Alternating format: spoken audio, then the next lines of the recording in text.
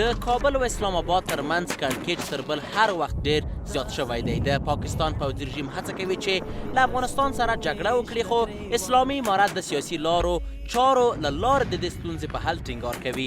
په ورته وخت کې د اسلامي امارت وسلوال ځواکونه هم د پاکستان لخوا د هر ډول پوځي برید ځواب ورکولو ته بشپړ چمتو دي.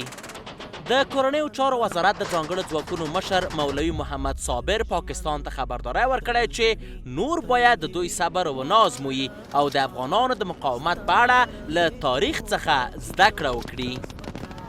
چې هېواد ته دا یو څو خبرې ملت ته په سوچ وي چې دا جنګ طالبان نه کوي او دا جنګ دپاره موږ مرال یعنې موږ هغه اسیحانه لرو کومه چې دنیا لري. زم دا جنګ په اسیحانه کې چې ګورئ، که جنګ کېږي پرنۍ تجربه وګورئ، پرنۍ تاریخ وګورئ. جنګ په حوصله باندې کېږي. تاسو د افغانانو حوصله وازموئئ چې هغه د حوصلې اندازې څه ته رسېدلی دی. د دې کړکېچونو وروسته پاکستان په وار وار د افغانستان په ځینو برخو کې حتی په کابل کې بریدونه کړي دي. هغه پیښې چې په افغانستان کې ملکي وګړو ته یې مرګ ژوبله واړوله. د پاکستان پوځي رژیم تل په درنو بریدونو او جګړې ته په هڅولو ټینګار کړی دی، خو دا هڅې د افغانستان لخوا بې ځوابه نه دي پاتې شوي.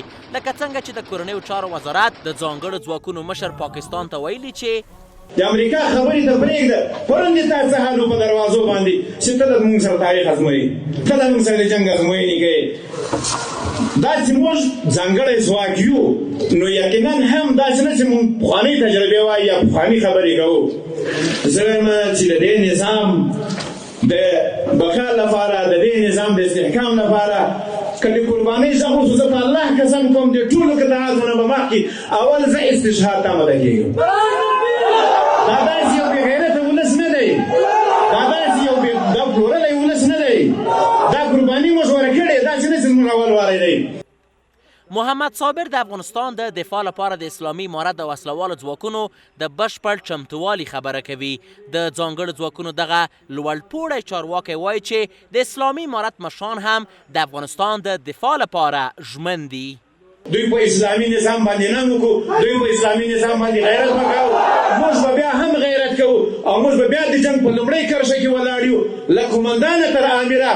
دا زموږ ستاسې چې کوم قومندان دی داسې نه دی چې نن راغلی دی، ازمویل شوی دی، د استشهادیانو په سر امیر تېر شوی دی او په استشهاد کې پاتې شوی دی.